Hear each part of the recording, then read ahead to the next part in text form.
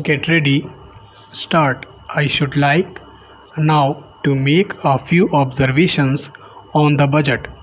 This budget makes a turning point in the history of our country.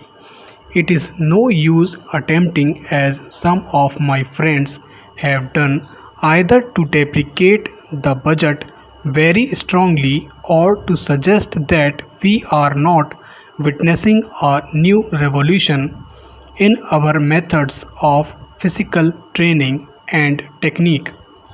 I want it to be quite clearly pointed out to my friends that we are now facing the lean years of Indian finance. Hitherto, we had revenue surpluses which were a form of public savings and which were meant to be utilized for capital development. Hereafter, this form of revenue surplus would not be available. We have therefore to find out ways and means of implementing our great program of national reconstruction at minimum cost. My point is that the deficit on revenue account would be of the order of about rupees 19 to 20 crores. Here let me point out that I do not agree with those of my friends in the finance department who have attempted to suggest that rupees 9 or 18 crores which are obtained from Pakistan should be put to the revenue side of the budget. They are to be put on the capital side.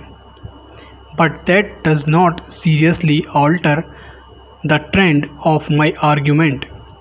What I am suggesting is that we would have to be prepared for a deficit of a much higher order even on the revenue side. That itself should make us realize that there are very many problems which we have to face and that we have to undertake ways and means of increasing the resources of our country so that it might be possible for us to have a greater amount of surplus or a greater amount of public saving for the purpose of financing capital development. The finance minister, in the course of his speech, Mr. Deputy Minister, pointed out that the deficits during the past 2 years were of the order of 83 crores. I venture humbly to disagree with them because I feel that when we are talking of deficits, we must take into account the overall deficit incurred by the central government, and that would be of the order of rupees 200 crores. During the years of relatively light expenditure, we had shortfall of about rupees 200 crores. Undoubtedly, now when we are going to have a very great amount of expenditure, we might have a greater amount of deficit and we would have to find out ways and means of trying to meet our capital expenditure. Some members have pointed out that deficit financing is good. Others have pointed out that it is poison. One honorable member who preceded me pointed out that it could be taken like a tonic. Now, I am not willing to enter into the merits of deficit financing or demerits of deficit financing in an academic spirit. The time has now come when we should face realities. I do suggest that we have to indulge in deficit financing because without indulging in deficit financing, it would not be possible for us to indulge in capital expenditure on such a large scale. But when we are talking of the scope of deficit financing, I would like to place before the Honorable House and the Finance Minister the two great limitations which face us. The first limitation that faces us is that concerning the internal price level. The Honorable the Finance Minister referred to the cost of living.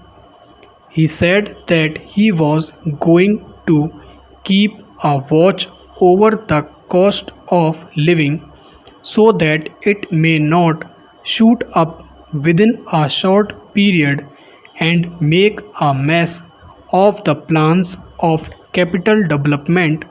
But there is another limitation which has also to be borne in mind, a limitation which has not received as much notice as it should have done in all the discussions that have taken place on deficit financing. That limitation is the external limitation or the limitation which arises on account of our balance of payments position. I think this is as important, Mr. Deputy Speaker, as the internal price level, and I should like to elaborate that particular point a bit more because I feel that a time will shortly arrive when we might have either to consider our policy or might even have to be leave the Sterling Club of which we are a member. The second serious limitation is as serious as the first. What would be the consequences of deficit financing on our balance of payments? The Finance Minister in his budget speech points out that so far as the balance of payments position is concerned, they have now, whether it is by accident or design, a favorable balance, and they have contributed about rupees 63 crores to the dollar pool during the past 6 months. But the moment we indulge in deficit financing, we have to be prepared for worsening of our balance of payments. Stop.